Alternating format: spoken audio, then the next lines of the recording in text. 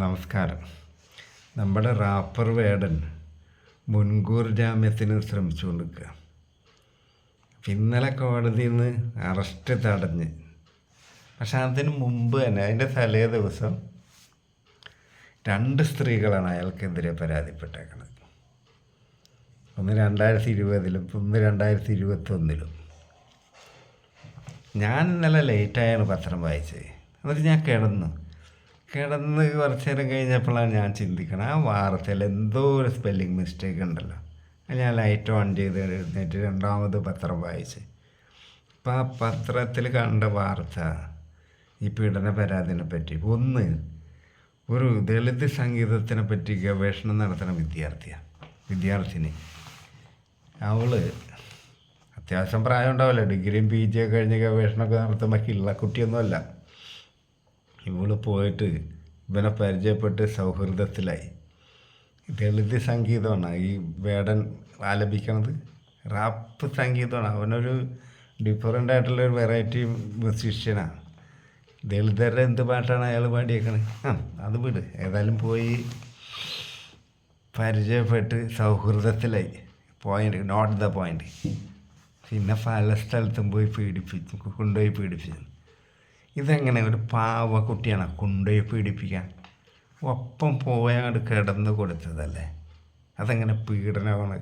പീഡനം എന്ന് പറയാൻ ബലാത്സംഗ, അതിനെ പീഡനം എന്ന് പറയാം. കാരണം ഒരു പെണ്ണിൻ്റെ അനുവാദം ഇല്ലാണ്ട് അവളെ എന്ത് ചെയ്താലും അത് പീഡനം.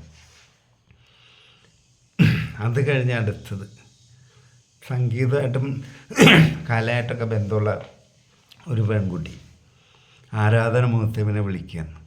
അങ്ങനെ അപ്പോയിൻമെൻറ്റ് ഫിക്സ് ചെയ്യണു, കാണാൻ പറഞ്ഞ സ്ഥലത്ത് കാണുന്നു, അപ്പം തന്നെ പീഡിപ്പിച്ച്. Not the point. അതായത് ഒരു സ്ത്രീൻ്റെ ചാരിത്രം അല്ലെങ്കിൽ അവളുടെ വെർജിനാണെന്നറിയില്ല, അവളുടെ സാധനത്തിനൊരു ഇതില്ലേ, ഒരു നിലമ്പലില്ലേ, അതൊന്നും അവിടെ ഇല്ല. ഇതൊക്കെ റിപ്പീറ്റ് ചെയ്ത് ഇതെല്ലാം കഴിഞ്ഞ് ഇപ്പം വേറൊരു പരാതി ഹൈക്കോടതിയിൽ നിന്ന് നടന്നുകൊണ്ട് നിൽക്കുമ്പോൾ മുഖ്യമന്ത്രിൻ്റെ ഓഫീസിലാണ് പരാതി കൊടുക്കണത്.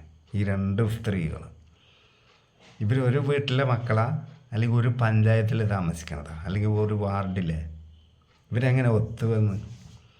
പിന്നെ ഹണി റോസ് കാണിച്ചു കൊടുത്ത റൂട്ടാണ് മുഖ്യമന്ത്രിൻ്റെ ഓഫീസിൽ പീഡന പരാതി.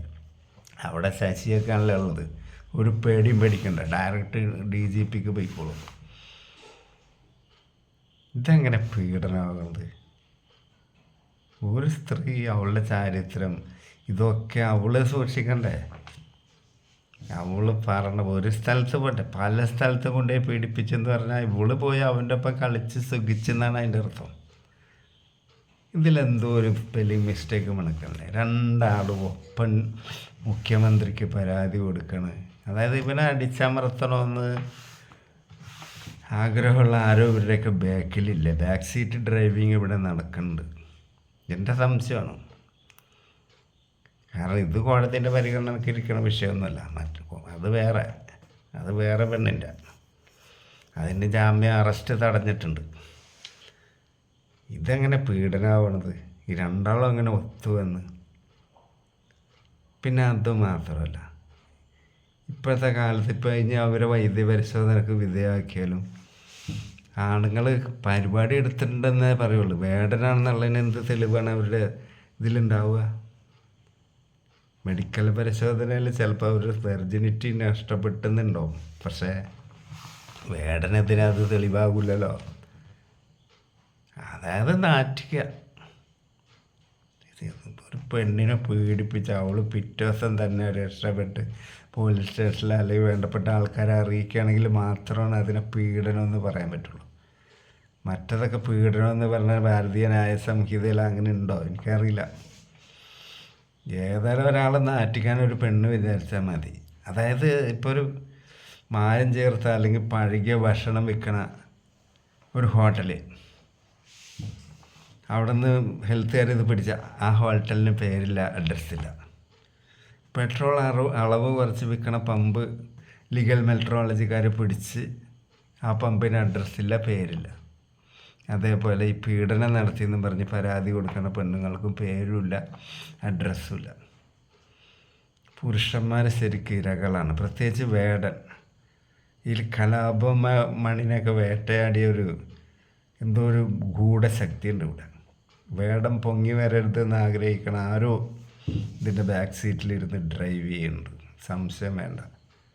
അല്ലാണ്ട് ഈ 2 പെണ്ണുങ്ങളും ഒരേ ദിവസം അവിടെ എങ്ങനെ പരാതി? ഇവർ മീറ്റു ആരോപണം നടത്തിയിട്ടുണ്ടെന്നൊക്കെ പറയുന്നുണ്ട്. ഒരു പെണ്ണിൻ്റെ ചാരിത്രം ഒരാൾ കവർന്നെടുത്താൽ മീറ്റു ആണ് ആരോപിക്കേണ്ടത്. കേസാണ്ട് കൊടുക്കണ്ട അന്ന് തന്നെ. ഇപ്പം 5 കൊല്ലമായി. ഇപ്പോഴാണ് അവർക്ക് പരാതി. അത് മുഖ്യമന്ത്രിയുടെ ഓഫീസിൽ ഡയറക്റ്റ് അല്ലെങ്കിൽ ഇമെയിൽ.